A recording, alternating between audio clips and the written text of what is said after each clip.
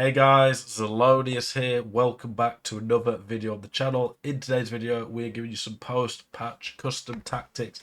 New patch has dropped. I've been playing it. I still think the 4-2-1-3 is king. I think it is the best formation on the game at the moment. Many pros would agree with that. A quick comment. I get it a lot on my videos over the last few years, and sometimes people say it in a bit of a rude, not very nice way, not that I really care. Sometimes it is just a genuine concern. Someone yesterday said, Zell, you always sound like you've got a cold or flu. What's the matter, bro? I've probably said it before on videos. I'll probably have to say it again.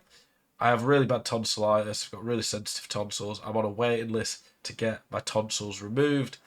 Until then, I just get ill lots. They're really oversensitive. I get colds and flus much more susceptible to them, and when I get them, generally speaking, it just makes them worse for me because they're so sensitive. So it sucks, and I always sound like I'm a bit ill because I always am a little bit ill, and it's just there's people with far worse issues in life, obviously, but it isn't fun. And yeah, I've got a bit of a flu at the moment, so I'm trying to get on with that. There you go. But anyway, the reason you're here for the video, the 4-2-1-3. What makes this formation so good? If you've not seen me talk about it before, you should have if you watch the videos I've been talking about. The CDMs sit really close to the the back four. Are you sick to death of getting out teamed on FC25? Want that God squad you've always been dreaming of? Check out IGGM.com today. The best and most reliable place to get coins for your ultimate team. Use the link in the description and code ZEL at checkout for a 5% discount. Check out IGGM.com today. A front four with a cam. The cams are way more effective now that you can actually dribble on this game. You get two wingers. The wingers are really good on this. The inside forwards for counter-attacks. You get a striker in the middle who can link up with the two wingers almost like a front three. And then when you get the front four combining with the cam, it is very hard to play against. It's amazing defensively. It's very good at keeping the ball because it's got triangles in the middle to pass. It's got width.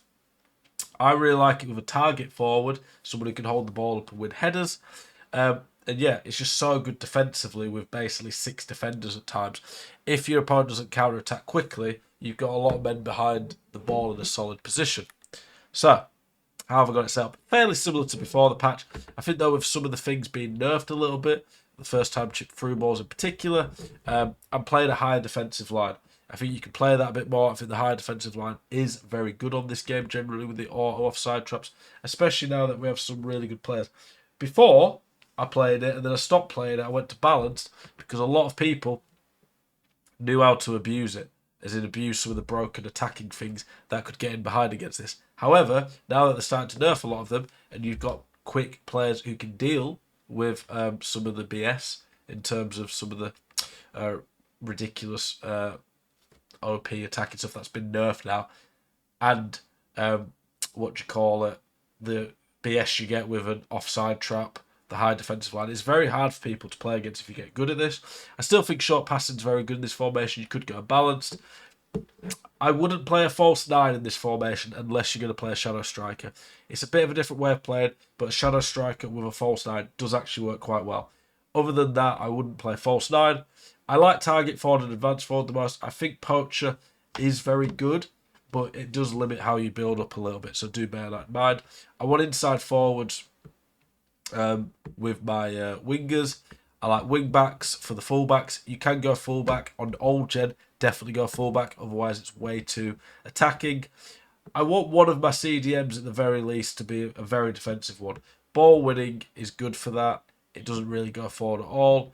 This one build up means that my CDM at least gets a bit more involved. Obviously, put your CDM who's better going forward. They go a lot further up the pitch than the ball winning holding CDM. So that's something to bear in mind. Appreciate you all tuning in. Hopefully this formation will help you out. I think a lot of people have been really starting to copy it.